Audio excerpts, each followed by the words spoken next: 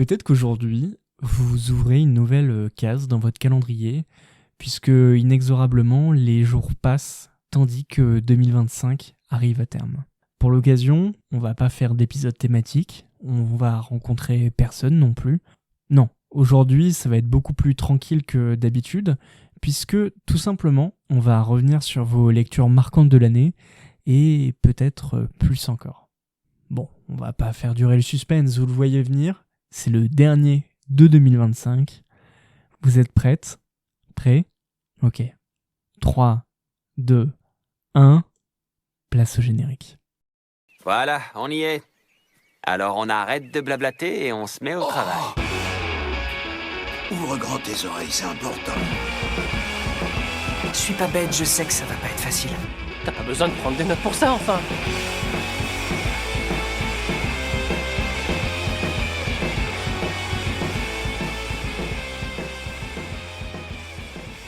Et bonjour à toutes et à tous. J'espère que vous allez bien, que vous avez passé une bonne journée, une bonne soirée, ce que vous voulez. Vous l'entendez à ma voix, ça y est, c'est la fin de l'année.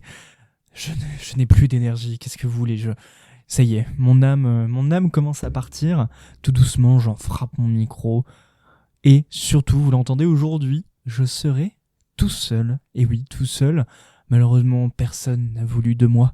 Sniff, sniff, sniff. Non, plus sérieusement, aujourd'hui, un épisode qui fait écho à celui qu'on avait tourné il y a quelques temps, il me semble en juillet ou juin de 2025, où pendant, je sais pas, cette demi-heure, 7 heures, 7 heures et demie, je vais parler de manière continue, sans forcément monter. Je pense que je vais passer un petit coup de montage, mais aujourd'hui, le but de cet épisode, c'est pas tant de discuter avec quelqu'un, de savoir sa vie ou autre, mais c'est de faire un petit bilan de cette année, de discuter tous ensemble. Non, Maxime, tu ne discutes pas avec des gens, tu parles à un micro, mais j'espère en tout cas que vous répondrez présents et présentes en commentaire. En tout cas, recevoir vos messages à chaque fois me fait terriblement plaisir. Et donc, effectivement, aujourd'hui, on va discuter de cette année, de ce début de saison, et surtout, vu que c'est Noël, eh bien, comme la dernière fois, je me suis dit que ça pouvait être sympa, eh bien, de vous faire une petite sélection de mangas. Nous sommes le 15 décembre, normalement cet épisode est censé sortir le 17 décembre, donc on sera encore avant Noël et les autres fêtes de fin d'année, donc normalement si vous avez besoin de cadeaux en urgence, eh bien vous pouvez écouter cet épisode. Il me semble aussi que la 5e de couve et MangaCast feront des listes. Donc bien évidemment, je ne peux que vous inviter à foncer les écouter, bien évidemment. Eh bien, déjà, pour commencer, comme à chaque fois, en fait, je tenais à vous remercier de votre fidélité. Je sais que qu'on a de nouvelles personnes qui écoutent ce podcast. Déjà, bienvenue. J'espère que le format vous plaît, que les concepts vous plaît, et bien évidemment à toutes celles et ceux qui sont là depuis un certain temps. Merci énormément. C'est toujours un plaisir de partager ces petits moments de rencontre avec vous. Merci bien évidemment aux invités qui ont participé depuis le tout début de la création de cette émission, le 31 janvier 2024. On va bientôt fêter les 2 ans. J'arrive pas à y croire encore. Enfin bref, ça va faire bientôt 2 ans que cette émission existe. Et donc merci à toutes et tous qui avaient écouté, qui avaient participé. Bref, c'est un plaisir encore de parler au bout de ce micro. Bref, je m'arrête là. Oui, il est très tard, hein, 21h, ça va, calme-toi Maxime, il n'est pas non plus super tard. Mais non, effectivement, c'est toujours un plaisir. Et ce plaisir va être d'autant plus présent aujourd'hui, puisque, comme je vous l'ai dit, je vous ai préparé une petite sélection de mangas, qui est en réalité une compilation de mes dernières lectures, mais pas que, également des vôtres. On aura l'occasion d'y revenir Maxime, tout au long de cet épisode. Et donc, pour commencer, déjà, c'est un peu un aveu de faiblesse envers mon moi du passé, mon moi d'il y a 10 ans, puisque à l'époque, en 2015-2016, le petit Maxime, le petit Maxou, n'aimait pas le manga français. Et oui, alors il avait peu d'exemples, il avait aussi des avis désastreux, mais à cette époque-là, il n'aimait pas lire du manga français, du manga de création comme on l'appelle aujourd'hui. Et quelle erreur, puisque il lui a fallu beaucoup de temps à ce petit Maxou pour découvrir ce manga incroyable qui s'appelle Yon.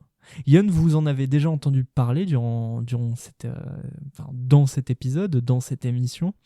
De quoi ça raconte Yon ? On y suit l'histoire d'un internat disciplinaire qui accueille différentes jeunes filles. On ne sait pas tout à fait dans quel moment à quel moment se situe l'histoire. De ce qu'on comprend, le pensionnat ressemble un peu à celui de Journey Beyond Heaven, c'est-à-dire entouré d'un désert, quoique dans Journey non. Mais effectivement, le pensionnat semble être le seul havre de paix où règne la nature, en compagnie d'un corps professoral, d'un directeur et autres. On sait qu'il vit à l'intérieur un grand nombre de collégiennes et de lycéennes, allant justement du collège jusqu'à la terminale. Et à l'intérieur, donc, se trouve notamment l'héroïne de notre histoire qui apparaît dans la couverture du tome 1. Cette héroïne, elle s'appelle Margot, elle est assez mystérieuse, elle parle pas beaucoup, et elle va à un moment se confronter à une bagarreuse qui s'appelle Solveig.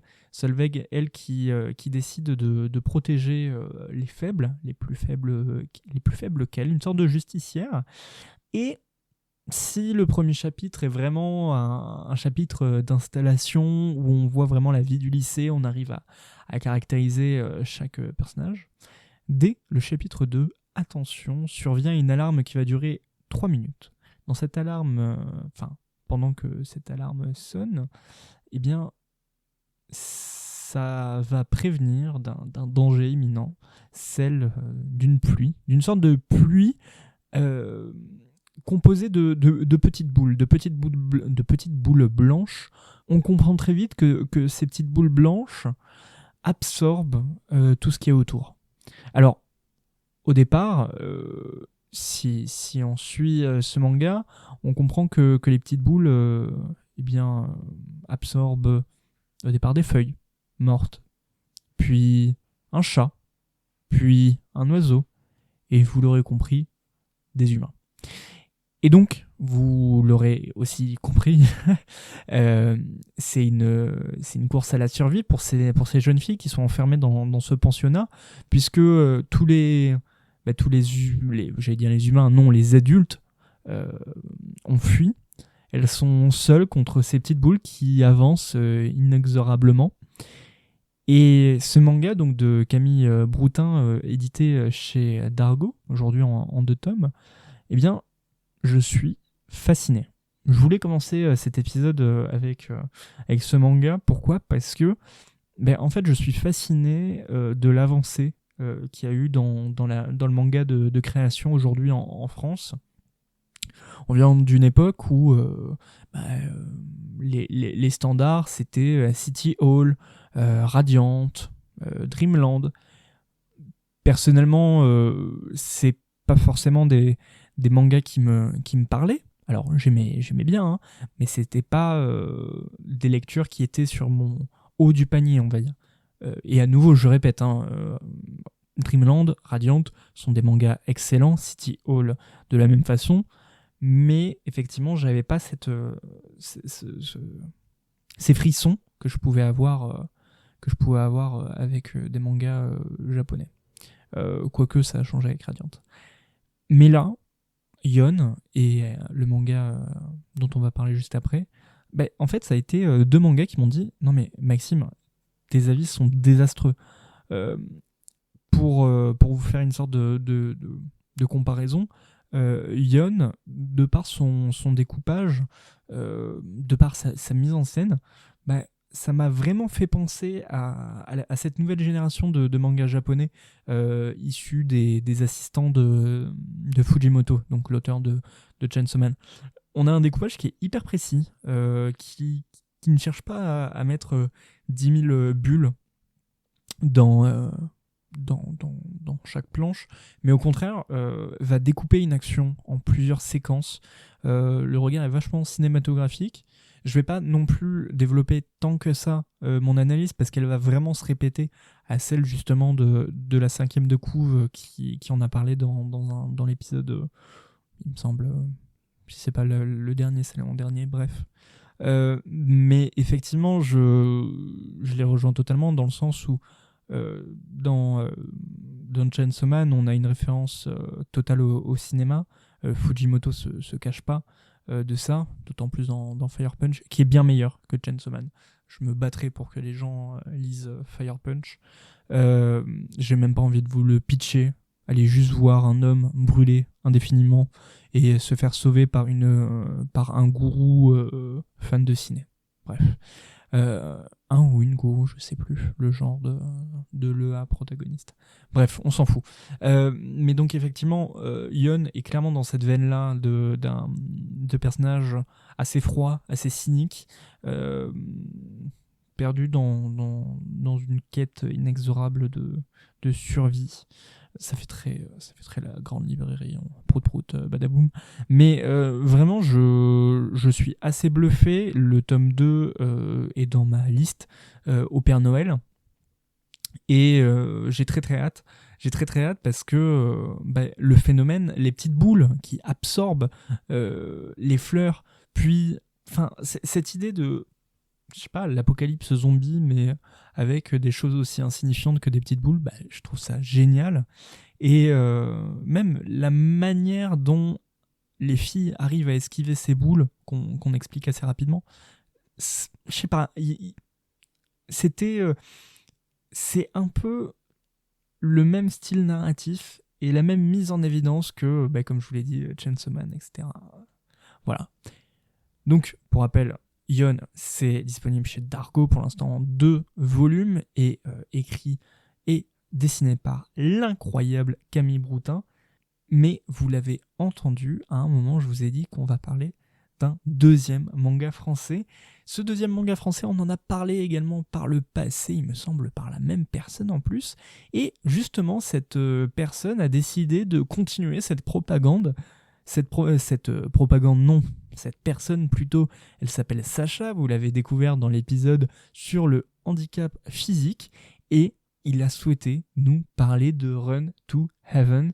Bon, alors, c'est le tome 2 dont il souhaitait nous parler, mais vu que je ne l'ai pas lu, on va parler du tome 1, parce que c'est mon podcast. Sacha, gros bisous. Mais effectivement, Run to Heaven, ça a été également une grosse claque sur les derniers mois. De quoi ça parle, Run to Heaven? C'est un manga déjà écrit par Tohan et édité chez Ankama, lui aussi en 2 tomes, comme quoi les grands esprits se rencontrent. Et on est dans le futur en 2036. On suit une gamine qui s'appelle Fi, encore une gamine d'ailleurs, qui dont on suit la vie assez ordinaire sur une petite île. Sur une petite île, on sait juste que il y a des tensions armées autour d'elle et que cette île serait un peu stratégique. On sait que sa mère également est partie à la guerre, mais c'est tout. Et pendant les 3/4 du manga, eh bien, on la suit découvrir son rêve, c'est-à-dire courir. En effet, comme évoqué tout à l'heure, il y a des tensions armées, mais chaque année, il y a la trêve des Jeux mondiaux, et pour l'occasion, Fi décide donc de courir à l'occasion de la fête du sport. Sauf que très rapidement, un événement va tout basculer dans la vie de cette pauvre fille qui essaiera de vivre, ou peut-être plus, avec son père. C'est très compliqué de parler de ce manga, notamment du tome 1, parce que tout l'enjeu du récit réside dans les derniers chapitres. Néanmoins, ce que je peux saluer, c'est tout de même le trait. Il est atypique. Il est clairement atypique. Vous voyez là, enfin non, vous ne le voyez pas justement, vous l'entendez, mais j'ai le manga sous les yeux et je suis impressionné par la déconstruction des corps. Mais en soi, ça veut pas vraiment dire grand-chose. Moi, ce qui m'intéresse surtout, notamment dans ce manga, par exemple là j'ai les planches sous les yeux, c'est que il arrive à mettre en scène la vitesse de la même manière que Dan Dadan, si vous voyez ce que je veux dire. C'est-à-dire que ce manga a des points de fuite. Oui, c'est ça le terme, c'est points de fuite. C'est-à-dire que tout est courbé, tout est fait pour évoquer le sentiment de vitesse, de distorsion, de plénitude et d'effort. Et ça, je trouve que c'est superbement bien fait. Jamais on va avoir un carré ou un rectangle sur une page. Tout va être courbé à nouveau. Bref, je me répète. Putain, je suis en train de voir aussi le chara design. Enfin, c'est génial. Et ce qui avait pu me freiner au départ, c'était le personnage principal, qu'on sentait un peu justement victime de l'absence de sa mère, et un peu froid de la même manière que Margot dans Yon, mais avec le temps, et surtout à travers son évolution avec ses amis, on voit la réelle personnalité de cette petite. Et je trouve que c'est d'autant plus assumé avec son père, qui fait clairement le sel également de l'œuvre.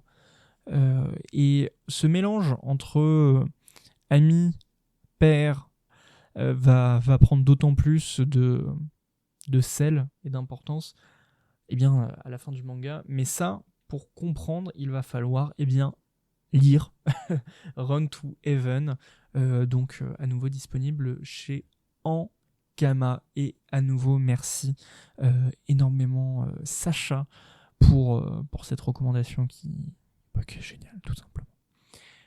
On va continuer avec les grands formats, puisque je vous l'ai pas dit, mais effectivement Yon et Run to Heaven sont tous les deux des grands formats. Et donc pour continuer cette métaphore filée, sauf que c'est pas une métaphore, je vais vous parler d'un autre grand format, d'un éditeur qui lui aussi se met à faire du manga français. Vous l'aurez peut-être deviné, je veux bien évidemment parler de Kana. Kana qui récemment a sorti Tokyo ces jours-ci, un manga de Taiyo Matsumoto. Taiyo Matsumoto, vous l'avez sûrement connu pour Sunny, Amer Béton, Ping Pong aussi, Gogo Monster, enfin bref, ce mec est hyper talentueux. Et pourquoi je souhaitais vous en parler, et précisément de Tokyo ces jours-ci, c'est que pareil, on n'est pas sur un dessin, on est justement sur un dessin atypique, et qui va parler d'un sujet qui me touche particulièrement, qui est celui de l'édition. C'est un sujet qui me tient particulièrement à cœur, et je trouve que dans un panorama éditorial actuel où les mangas sur l'édition sont paradoxalement assez variés mais peu populaires, Tokyo ces jours-ci est une super porte d'entrée pour celles et ceux qui voudraient découvrir comment on publie un manga. Ce qui est assez intéressant en plus, c'est qu'il est en 3 tomes, donc à nouveau foncez. Mais donc, qu'est-ce que veut nous dire Taiyo Matsumoto dans Tokyo ces jours-ci en 3 tomes? Eh bien, c'est l'histoire d'un éditeur de manga, Shiozawa, qui malheureusement décide de démissionner suite au manque de popularité et au dernier tome, à la dernière parution de son magazine qui n'arrive pas à recruter assez de lecteurs. Ce magazine, c'était un peu sa consécration, on va dire. En tout cas, c'était son objectif final. Ça n'a pas marché et donc il décide de démissionner. Sauf que, pour un éditeur, c'est très compliqué de ranger sa chemise, de ranger sa veste aussi. Et donc, effectivement, si au départ, il souhaitait revendre tous ses mangas, abandonner sa carrière passée, eh bien non. Il décide de prendre un pari, celui de retrouver l'ensemble des mangaka qu'il avait lancés à l'époque, par le passé. Et donc effectivement, c'est une sorte de, pas de road trip, parce qu'on reste toujours dans Tokyo et ses alentours, mais on suit cet éditeur qui décide de ne pas lâcher, malgré, entre guillemets, son grand âge, et je mets des gros guillemets. Et en fait, derrière cette volonté de relancer le manga, de relancer et donc de créer effectivement un nouveau magazine, en fait, ça permet déjà de parler des conditions de travail des professionnels du manga, que ce soit tant côté éditorial que auteur, avec des soucis sur la parentalité, sur la dépression, avec un personnage malheureusement dont j'ai plus le nom, mais qui pour moi était phénoménal. Pour celles et ceux qui ont lu ce manga, c'était le mangaka qui décide de s'enfermer et qui ne jurait justement que par Shiozawa et qui ne veut pas de la nouvelle éditrice. Ce manga en fait m'a fait sincèrement du bien, non pas parce qu'il apporte de la joie, voire pas du tout, mais en fait il apporte pas de désespoir non plus. En fait, je trouve que Taiyo Matsumoto dans ce manga dépeint la vie de manière assez neutre, avec bien évidemment des partis pris, mais en fait le récit est à hauteur d'humain, et le seul élément fantastique, c'est sa mise en scène de Tokyo. Tokyo va être, comme dans Run to Heaven, très, très courbé, les lignes de fuite vont être assez marquées. Et le style de Matsumoto est assez particulier, on va dire. Et donc, en fait, il y a une sorte d'organisme qui se crée à travers chaque case. C'est très compliqué à nouveau quand vous n'avez pas les planches, mais de ce que j'ai l'impression de voir, il semble y avoir pas mal de travail au fusain, et avec des lignes à main levée. Et en fait, comment dire, si vous voyez le générique de GTO, le tout premier, dans la scène en noir et blanc où Onizuka fume sa clope, eh bien, les traits bougent légèrement. Et bien là, alors même que c'est un manga, eh bien, il y a aussi cette sensation de... les choses bougent constamment. Un peu comme si Tokyo vivait constamment à travers ces gens aux histoires individuelles. Et pourtant, à chaque fin de chapitre, on se retrouve avec un plan de Tokyo, comme si c'était une petite histoire dans la grande histoire. Et justement, ces récits, ils vont s'entremêler.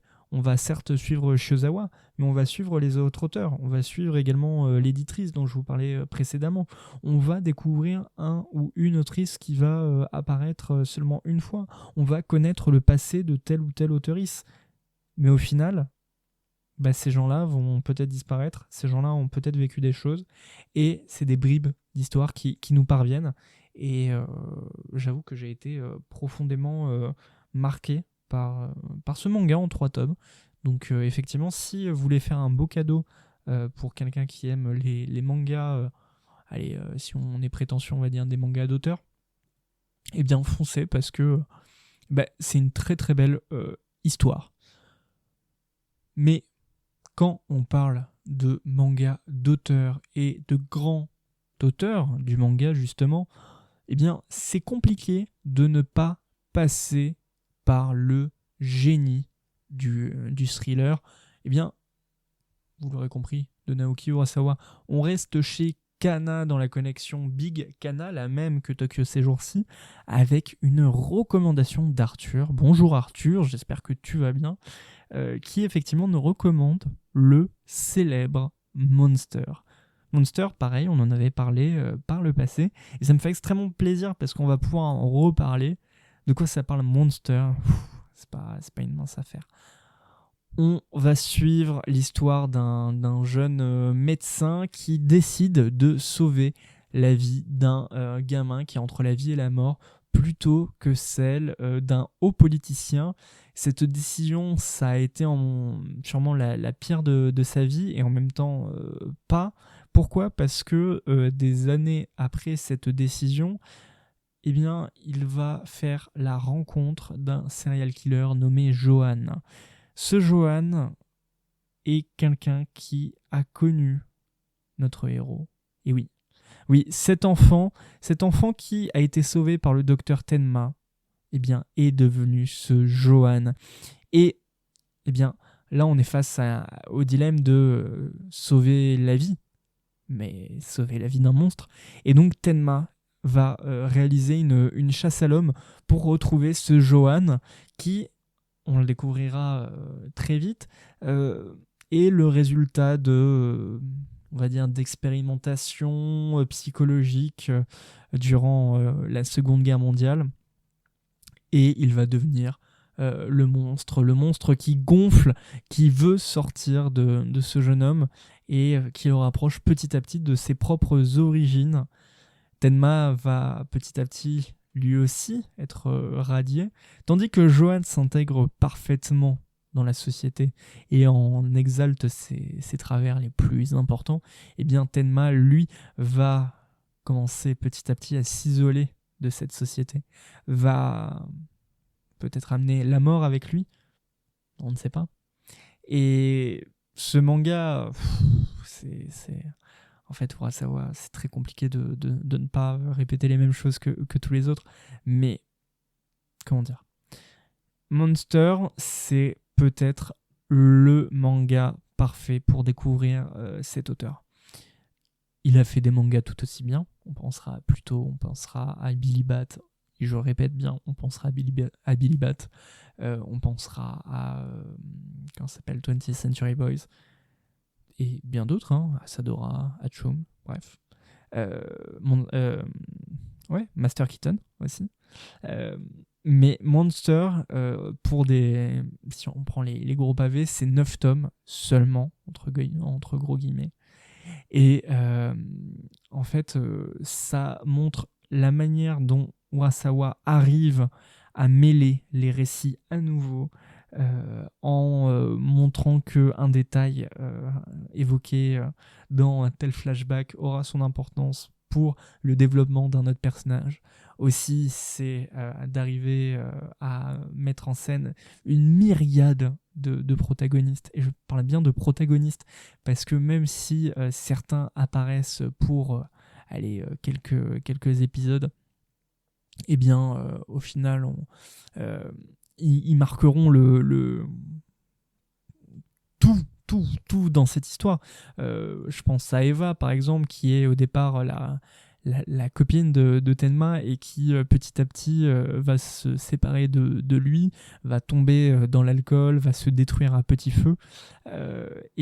Si elle a une certaine importance au départ, en fait, elle sera en second plan dans la deuxième partie.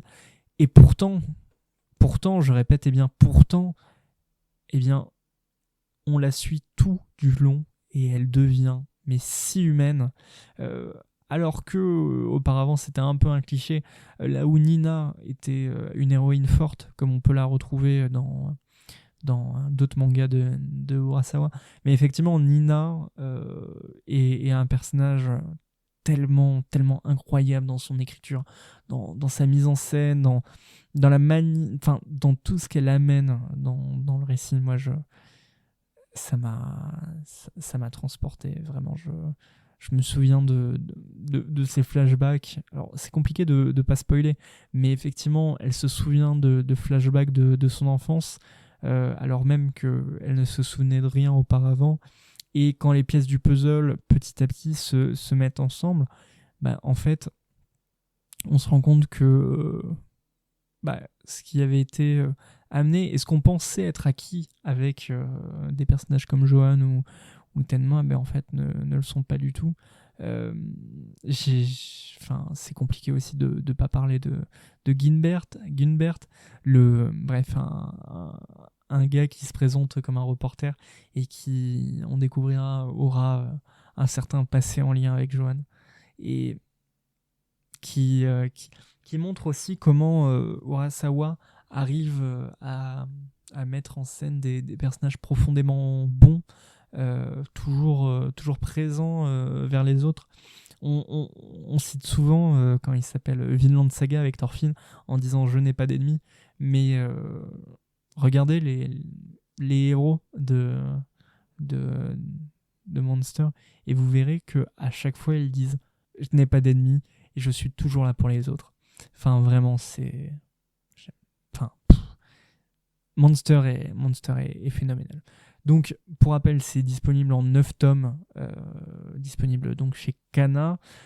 Merci beaucoup, Arthur, pour ta recommandation.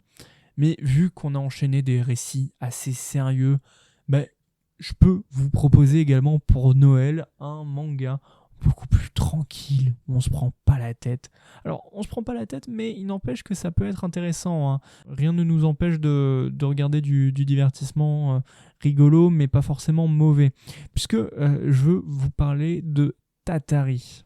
Tatari, c'est disponible chez Glénat en 4 tomes. Pour l'instant, il est terminé en 9. Donc, en soi, c'est une série courte.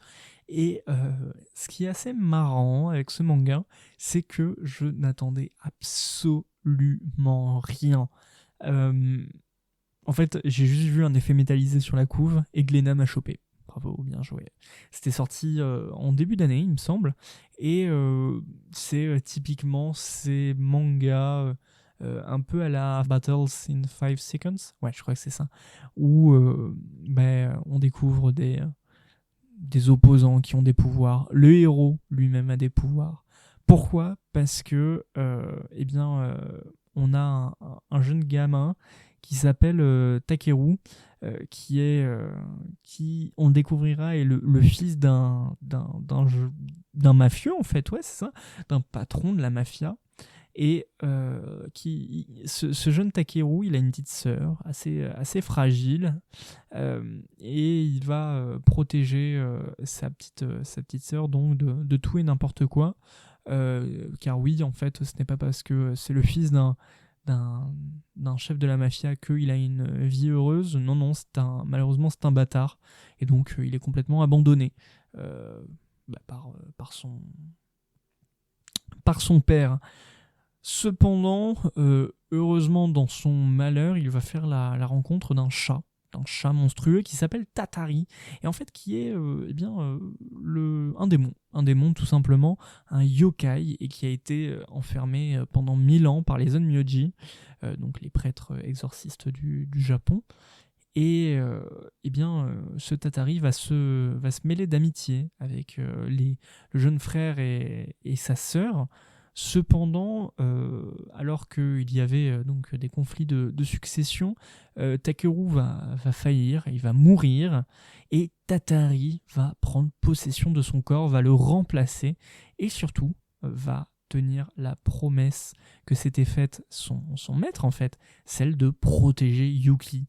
Et donc Tatari, pendant les 4 tomes de cette histoire, va affronter les différents membres de son clan de la mafia, qui se combattent tous pour accéder au trône, pour accéder à la tête de cette organisation. Et vous l'aurez compris, quand tu es un esprit enfermé depuis plus de 1000 ans, tu es pété as fuck, tu es hyper puissant. Et donc, vous l'aurez compris, c'est de la baston à gogo, c'est des stratégies, c'est du combat pur et dur. Alors, c'est pas le manga du siècle, hein, bien évidemment. Mais pour un manga, on va dire, facile à lire, eh bien, c'est pas non plus une lecture qui nous prend pour des débiles. Je trouve que le trait est clairement pas le talent fort du dessinateur, de la dessinatrice. On est sur des personnages, on va dire, très bâtons, très... ouais... Enfin, ça casse pas trois pattes à un canard, quoi, on va le dire clairement. On a souvent des fonds de cases où c'est blanc, bref. Mais pour autant, quand il y a de la bataille, bah, ça pète sa mère, ça explose. Il y a des membres qui sont tranchés, il y a... je sais pas, là dans le tome 4, il y a un perso que tu penses tout mignon depuis 4 tomes, et en fait tu découvres que en fait il pète des gueules parce que tu pensais que il était comme ça, mais en fait pas du tout. Ceux qui savent savent. Je me souviens, par exemple, il y a un combat contre un kappa, donc un tétard, ouais, un crapaud géant. Donc il y a un combat contre ce crapaud. J'y arrive pas décidément. Il y a un combat contre ce crapaud et t'as l'Onmyoji qui a essayé de combattre Tatari au tome 1 qui débarque et tu vois Tatari et l'Onmyoji s'allier pour lui péter la gueule et tu fais mais wow, putain, ça pète sa mère. Alors à nouveau, hein, c'est pas un manga qui va marquer les esprits. Hein. Je vous avais parlé par le passé de Phantom Buster. On est plus ou moins sur le même récit, sans l'humour.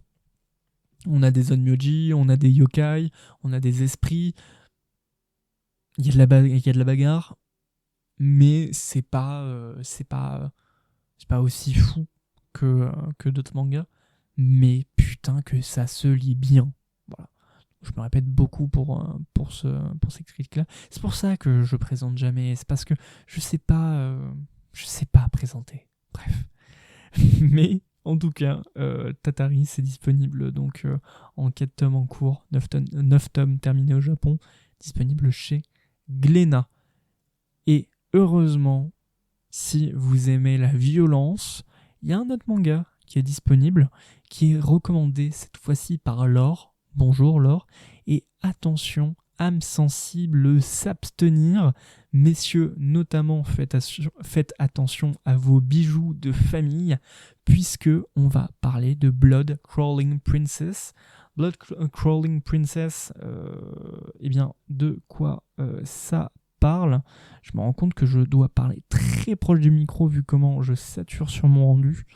Eh bien, là, on a une princesse, Evita, qui est réduite en esclavage après avoir vu sa famille se faire tuer et totalement... et qui a vu également ses sujets se faire massacrer. Et donc elle est réduite en esclavage et vendue à une maison close, à un bordel, voilà, disons les mots, où elle prend l'identité d'une prostituée qui va s'appeler Priscilla.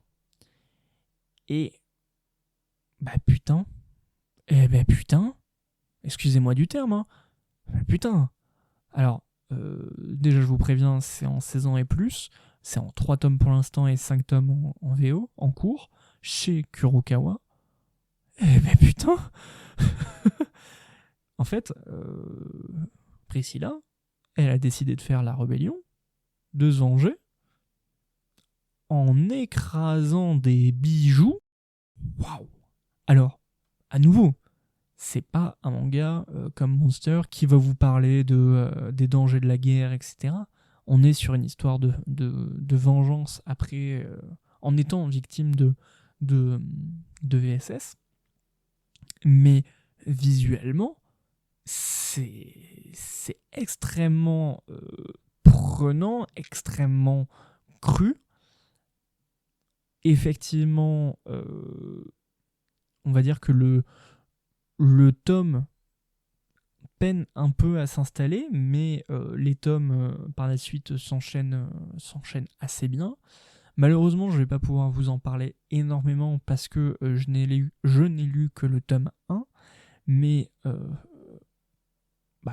Blood Crawling Princess, manga de Yuki Azuma,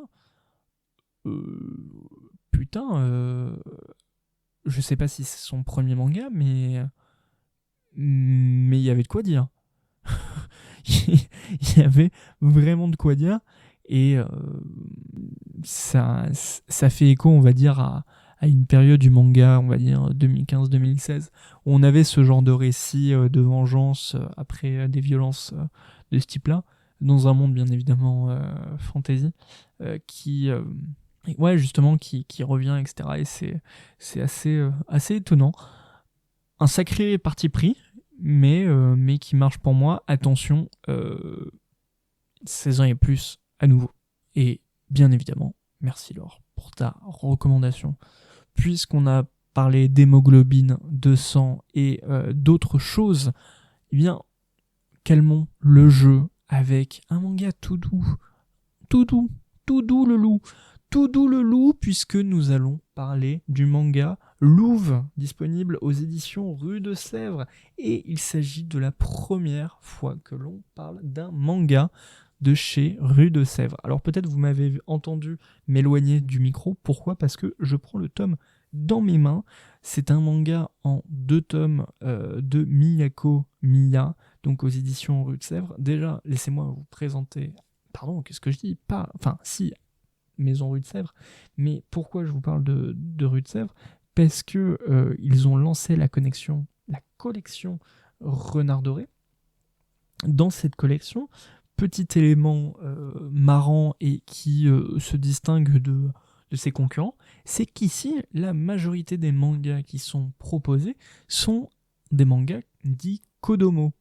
Qu'est-ce que c'est le Kodomo ? C'est une catégorie éditoriale qui cherche à vendre des mangas pour les enfants, enfin à des enfants. Ce sont des histoires, des contes pour enfants.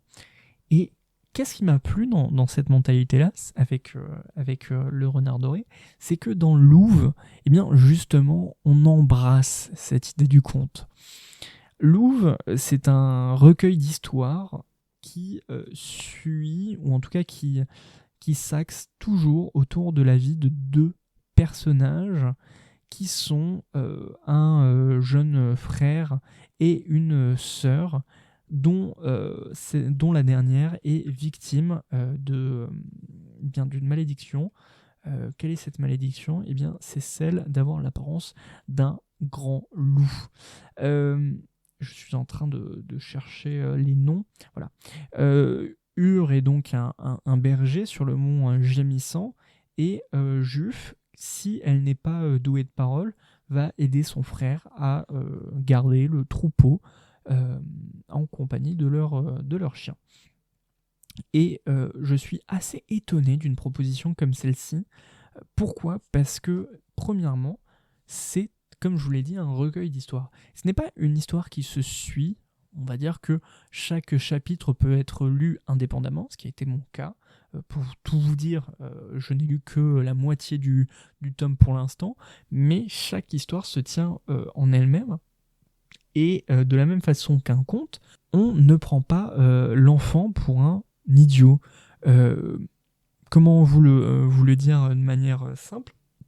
Eh bien, par exemple, on a tout un chapitre qui porte sur le point de vue du chien de Ur et Juf. Ce chien appartenait à leur père, ce chien commence à avoir un certain âge, et on suit son point de vue, où la conclusion c'est qu'il commence à se faire vieux, qu'il se sent partir, et sa joie c'est de voir ceux qu'il connaissait tout petit à l'époque grandir, devenir les frères et sœurs qu'il voit face à lui, Et voilà. De la même façon, il y a tout un chapitre avec un boulanger où les deux frères et sœurs vont en ville, descendent de leur montagne, et là, eh bien, en fait, on s'en fiche à la limite des deux protagonistes. On va suivre un boulanger qui se fait railler par les enfants du village à cause de son physique, et ça va permettre de faire un parallèle avec eh bien, notre héroïne à l'apparence de loup. Et c'est plein d'histoires comme ça, qui se répondent, qui parlent entre elles, et moi, vraiment, c'est ce style de dessin, enfin, comment dire, ce récit mêlé à ce style de dessin qui est très chibi, mais pour autant assez... on sent qu'il y a une profondeur, il y a un travail esthétique de chaque planche qui est fait, qui rappelle un peu Beastars, pour celles et ceux qui verraient. Je trouve que le Renard Doré a eu l'excellente idée de publier ça. Alors, les mangas sont pas donnés, ils sont à 13,50€ chaque tome, mais vu qu'il y en a deux, c'est hyper intéressant. Si vous aimez, il y a également les Contes fabuleux de la nuit de la même autrice ou du même auteur. Et dans tous les cas, la proposition est phénoménale. Ça se lit sans fin, avec une fin loup, lol. Mais j'aime énormément. Donc, pour rappel, Renard Doré, 2 tomes, lisez. C'est une série terminée en plus. Tant qu'on parle des transformations physiques, corporelles, eh bien, je suis très content parce que un autre invité a souhaité recommander un manga. Cet invité, c'est Fayabura, que vous avez connu avec les épisodes sortis il y a 1 an quasiment, et qui a décidé de nous présenter l'histoire d'une jeune fille qui, un beau jour, se réveille avec des cornes. Cette histoire, c'est celle de Ruri dans le manga Ruri Dragon. Ruri Dragon, c'est un manga assez particulier parce qu'au Japon, il a été publié. Il a connu un petit succès, mais ce succès s'est surtout porté par la communauté internet. Et heureusement, parce que très rapidement, le manga s'est mis en pause à cause des problèmes de santé de l'autrice ou de l'auteur. Il est revenu d'entre les morts, ce manga, avec aujourd'hui 2 tomes en France. Et mais qu'est-ce que c'est que ça ? Qu'est-ce que c'est que ça, Ruri Dragon ? C'est trop bien. C'est trop bien. En fait, je trouve que aujourd'hui, on a un peu un renouvellement des histoires dans le manga. Auparavant, le shonen était majoritairement... racontait majoritairement des histoires de type Neketsu avec des grandes batailles, etc. Aujourd'hui, même si bien évidemment c'est pas les mêmes succès que un Jujutsu Kaisen, que un Dandadan, que un Chainsaw Man ou autre, eh bien on a des propositions qui marchent et qui sont aux antipodes des succès d'hier. Ruri Dragon, c'est littéralement une jeune fille qui se réveille en dragon, qui découvre qu'elle a des pouvoirs, et elle essaie de se faire accepter par sa classe. Et de la même façon que les gens dans Sakamoto, ils sont pas là en mode « What the fuck, on va tous mourir, c'est un dragon ». Non, ici c'est « Oh, tu craches des flammes. Bon, j'espère que ça va, prends soin de toi. Écoute, si t'as besoin, nous on prend des notes pendant la semaine où t'es absente, et on t'aime fort, gros bisous ». Et tu lis ça, mais tu fais, mais quoi ? Il y avait Miss Kobayashi par le passé, mais Miss Kobayashi, bon, déjà, c'est pas le même style de récit, mais surtout, ça cachait la nature du dragon. Là, ça l'accepte. Faut quand même rappeler que le père de Ruri habite à genre 30 minutes en voiture de chez Ruri, et la mère de Ruri en mode « Au fait, tu veux voir ton père ?» Ruri en mode « Oh, pourquoi pas une prochaine fois ?»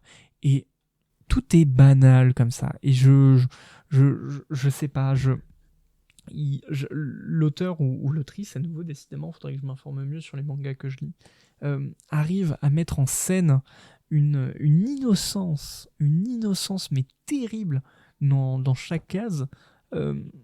À nouveau, c'est pas un manga qui va exceller dans ses décors, qui va raconter un récit poignant qui nous tient aux larmes.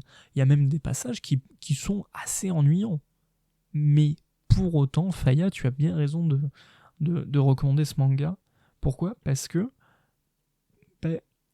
Skip and Loafer, She Wasn't a Guy, Ruri Dragon, ce sont ces mangas qui aujourd'hui arrivent à normaliser la vie étudiante et surtout à tenir un propos à la fois sain et jamais moralisateur.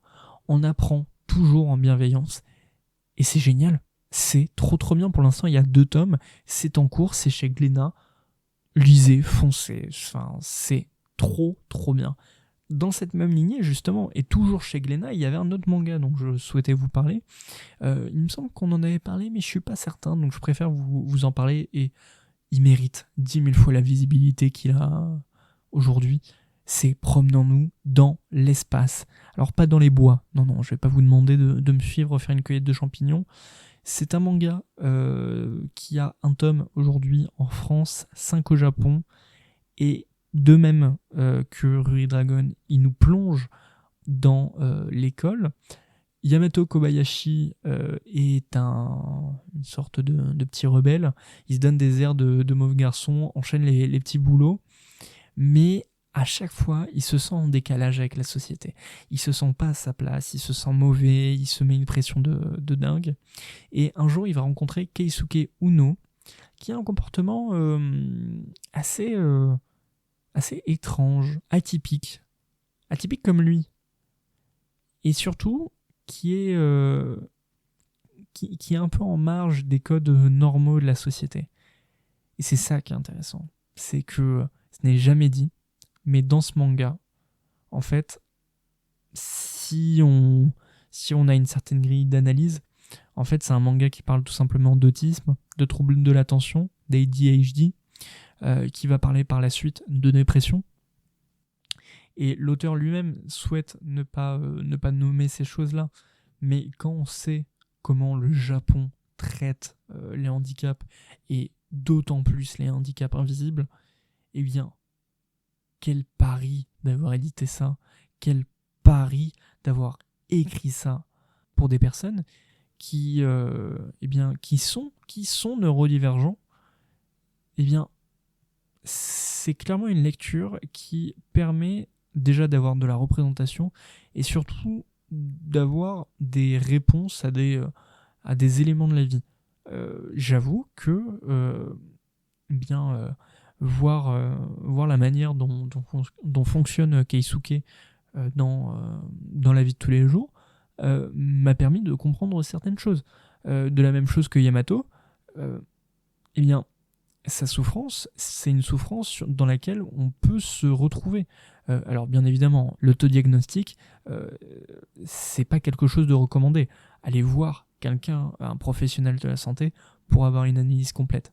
Mais ça a un certain coût, etc. Mais bref, c'est pas le sujet.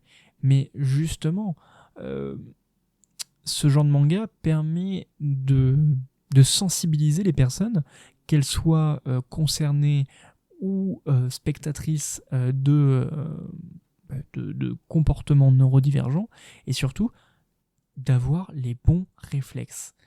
Et c'est pour ça que si de toute la sélection, même si je trouve que l'ensemble est très bien dans tout ce qu'il a à proposer, eh bien, sincèrement, s'il y avait un manga à découvrir pour ce Noël, de par le sujet abordé, ce serait Promenons-nous dans l'espace, car il faut plus de mangas comme ça. Il faut plus de mangas comme ça qui apportent une vraie question sociale.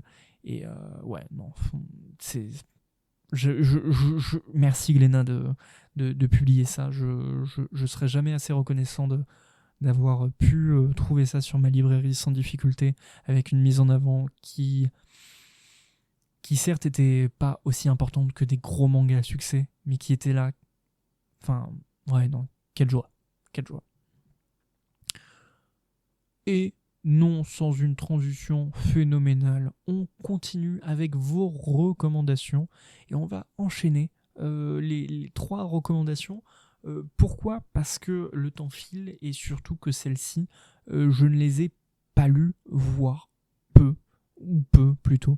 C'est pourquoi je ne pourrais pas être aussi blablateux que tout à l'heure. Déjà, on va commencer avec une recommandation de Thomas. Bonjour Thomas, qui souhaite parler de Four Knights of the Apocalypse. Ce manga, c'est la suite de Nanatsu no Taizai 7 Deadly Sins, donc que vous connaissez chez Pika Édition en 42 tomes. Ici, on suit Percival, vous aurez compris la référence au Chevalier de la Table Ronde, en 24 tomes au Japon et 19 en France. Et bien évidemment, donc Percival va affronter bien un personnage qu'on a connu déjà par le passé dans Seven Deadly Sins, qui n'est autre que le roi Arthur. Et bien effectivement, celui qui dans l'histoire principale était le gentil, là devient l'ennemi à abattre. C'est l'occasion pour Percival de partir pour une quête de vengeance où il va recruter les enfants de personnages que l'on connaît bien. Je ne dirai rien pour éviter tout éventuel spoiler, mais effectivement, Four Knights of Apocalypse s'inscrit dans un manga qui a fait couler beaucoup d'encre, qui n'est peut-être pas dans mes favoris, mais qui a accompagné beaucoup d'années de lecture. Ça a fait partie de mes premiers mangas, Nanatsu no Taizai. C'est rare de voir des décors aussi travaillés. J'avais par le passé découvert Black Clover, il me semble en 2017 ou 2018, et il me semble que c'était le seul autre manga où j'ai été aussi attentif aux décors, aux détails apportés, et voilà. En tout cas, merci Thomas pour ta proposition, et on enchaîne tout de suite avec les carnets de l'apothicaire. Ça, pour le coup, c'est un manga qui a fait aussi couler beaucoup d'encre, non pas à cause de son histoire, mais à cause de l'une de ses autrices et dessinatrices, puisque il me semble que c'est la dessinatrice qui a fait du détournement d'argent et qui a été arrêtée. C'est assez drôle. Enfin non, c'est pas drôle, c'est pas bien le détournement d'argent, voire pas du tout. Mais effectivement, une personne de l'équipe a été arrêtée pour avoir volé, voilà, tout simplement, avoir détourné de l'argent. Bref. Les carnets de l'apothicaire, c'est une recommandation donc de Clara. Merci également à toi pour cette recommandation. Mao Mao est une fille qui est enlevée et vendue comme servante dans le quartier des femmes du palais impérial. Sauf que durant toute son enfance, elle a été formée par un apothicaire. Et sa passion, donc effectivement, c'est les concoctions, c'est les potions, c'est les soins. Et pour survivre dans cette prison, entourée de plein de concurrentes, on va dire. Elle a aucune envie de sortir avec l'empereur. Mais pour survivre dans ce monde, elle va essayer de se fondre dans la masse et de cacher. Mais attention, il va y avoir des trahisons, il va y avoir des tentatives de meurtre. Elle va décider d'enquêter et de voir qui fait quel crime et autres. Bref, c'est très très drôle. C'est très drôle ce manga. Pourquoi ? Parce que très vite elle va se rallier avec un clan de la cour, un clan de femmes, un clan de prétendantes. Elle va être le bras droit d'une de ses prétendantes principales. Et à nouveau, c'est ce jeu du chat et de la souris, comment enquêter tout en cachant sa réelle identité, un peu à la détective Conan. Surtout que dans les carnets de l'apothicaire, il y a un personnage que tout le monde connaît bien évidemment qui s'appelle Jinchi, qui joue de son charme pour séduire toutes les femmes aux alentours, sauf que ça ne marche pas avec Mao Mao. Et ce qui fait que Jinchi, très rapidement, va nommer Mao Mao comme goûteuse, donc vous l'aurez compris, d'une des favorites de l'empereur. Et c'est à ce moment-là qu'elle deviendra le bras droit. Et à nouveau, cette logique d'enquête, d'humour, parce qu'il y a beaucoup d'humour dans les carnets de l'apothicaire, eh bien, c'est très très drôle. C'est disponible chez Kiun en 15 volumes en VF, 16 au Japon.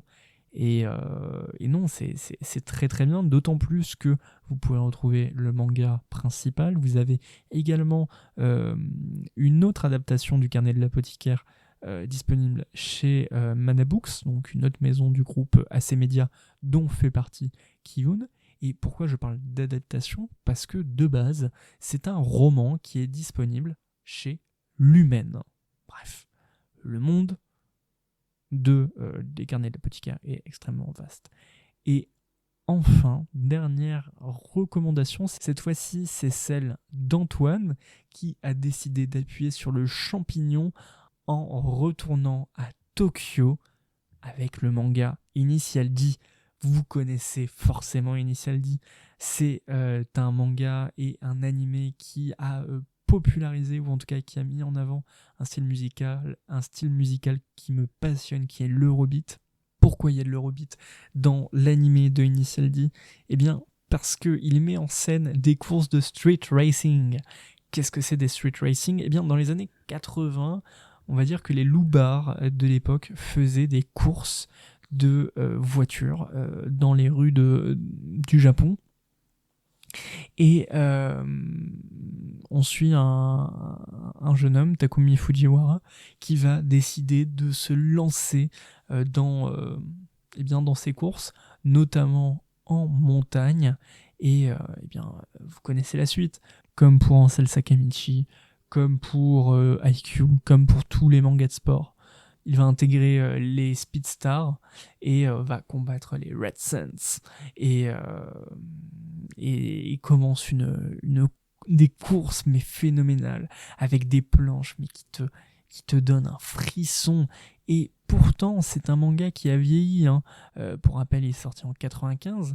Et pourtant, les dessins sont phénoménaux. Et comble du bonheur, vous allez sûrement avoir l'occasion de le retrouver dans une couverture phénoménale, puisque Initial D appartient à Crunchyroll, Kazé. Pardon, c'était trop facile de le faire. Mais effectivement, Kazé est de retour, comme vous le savez, et l'une des façons de supporter le retour de cette maison d'édition qui a beaucoup trop souffert, eh bien évidemment, c'est d'acheter Initial D, qui a beaucoup de tomes cependant, 48, qui vient de se terminer d'ailleurs. 48 tomes donc, et que d'aventure. Vous entendez ? Qu'est-ce que c'est ? Eh bien, je crois que c'est le dernier manga de cet épisode, car aujourd'hui, ce soir, maintenant, je ne vais pas parler d'un manga quelconque. Si, il y a bien des mangas qui m'ont parlé. On a parlé de Promenons-nous dans l'espace, on a parlé de Tokyo ces jours-ci, on a parlé de Monster, on a parlé d'Ion. Mais s'il y a bien un manga qui m'a poussé à acheter 30 tomes en moins d'un mois, et je dis bien en moins d'un mois, ce n'est pas Kingdom. C'est l'histoire d'aventure. Ce n'est pas One Piece. Ce n'est pas Bizarre. Ce n'est pas Gintama. C'est l'histoire de Jojo Bizarre Adventure. On en avait parlé dans l'épisode avec Julien de la Halte Manga. Putain. Je me suis mis à Jojo après des années à vouloir ne pas le lire. Pourquoi ? J'avais regardé les 2 premiers épisodes quand j'étais malade, sous grippe, et ça ne m'avait pas plu. Et quelle erreur ! Et je dis bien quelle erreur. Pourquoi ? Parce que, oui, non, mais il faut pas lire faut pas regarder la saison 1, faut pas lire les 2 premiers arcs, tu peux les skip.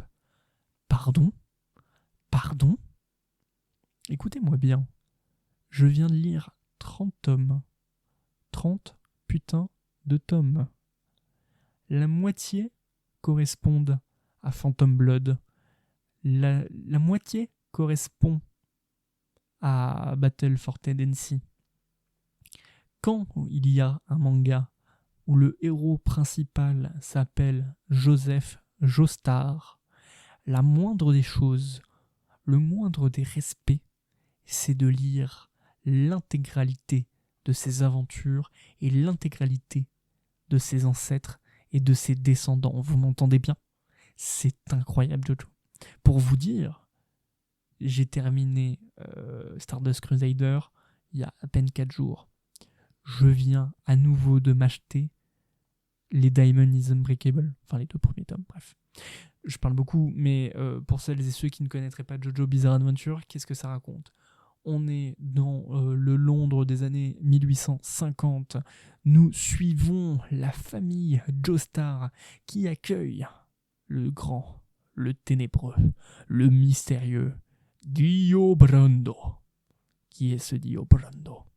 C'est un gamin dont le père a sauvé la vie de George Joestar.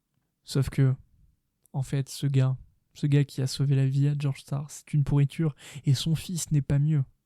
Or, son fils a décidé de voler la fortune des Joestar, et tout le mérite qui va avec. Pour ce faire, il va d'abord s'attiser la sympathie du père, laisser le fils Joestar, notre héros, Jonathan Joestar, être la risée du village, et petit à petit devenir le favori. Au départ, ça va être en frappant le chien, voire en le tuant. Ça va être embrasser contre son gré l'amour de Jonathan. Puis, ça va être de s'emparer du masque sur lequel travaille Jonathan. Or, ce masque a des propriétés particulières, celle de transformer ceux qui le portent en vampires. Dès lors, vous l'aurez compris, Dio Brando va se transformer en un être assoiffé de sang, le plus puissant de tous les vampires, et ne va jurer qu'une chose: tuer Jonathan Joestar. Jonathan Joestar, qui va réaliser un véritable périple pour retrouver son ennemi. Et ensemble, un combat sur plusieurs générations va commencer. Et c'est le début d'une histoire mais légendaire. Jojo, c'est une histoire qui commence en 86. En fait, pour tout vous dire, j'avais beaucoup d'a priori, notamment sur le style de dessin. Je pensais qu'il allait être extrêmement daté. Et il l'est. Il y a des partis pris et des mises en scène qui, en soufflent. Mais qu'est-ce que ça se lit bien! Mais encore aujourd'hui, mais la décomposition des corps, mais le travail de découpage, notamment dans Battle for Tendency, mais les idées de mise en scène, waouh! Je pense que la seule faiblesse de Jojo Bizarre Adventure est ses combats finaux. Comment vous expliquer ? Pour l'instant, y compris pour Stardust Crusader, je trouve que les combats finaux sont un peu rushés, ou peut-être que c'est moi qui les lis trop rapidement, mais Jojo ne vit qu'à travers ses personnages, et surtout la palette de personnages qui compose son récit. Je sais que dans Diamond Unbreakable, c'est d'autant plus le cas, y compris dans les autres, Golden Wind, Stone Ocean, Steel Ball Run, Jojo Lion, Jojo Son, le dernier, je sais plus la partie 8, la partie 9. Bref. Mais le terme de famille a vraiment son importance dans ce manga-là, dans le sens où le manga et la force d'Araki, comme Urasawa, c'est de mettre en scène des personnages qui ont leur importance et surtout qui évoluent. L'un des exemples les plus frappants pour moi, c'est comment il s'appelle c'est Polnareff qui au départ est assez couard, assez isolé, etc. Et pourtant c'est du développement de personnages assez basique, hein. Araki n'a pas inventé la pierre, mais au final on a un Polnareff qui se livre de plus en plus à ses compagnons, qui décident de combattre pour eux, de se sacrifier s'il le faut. Et on a des combats contre des ennemis qui sont réellement des page-turners. L'idée de montrer tous les ennemis, que ce soit de manière directe ou indirecte, dans chaque partie, permet vraiment de vouloir s'investir à fond. Dans Battle for Tendency, on sait qu'il y a 4 ennemis. 4 ennemis pour 8 tomes, 2 tomes par ennemi. Et donc on veut continuer l'histoire pour voir le nouveau combat. Pareil pour Stardust Crusader.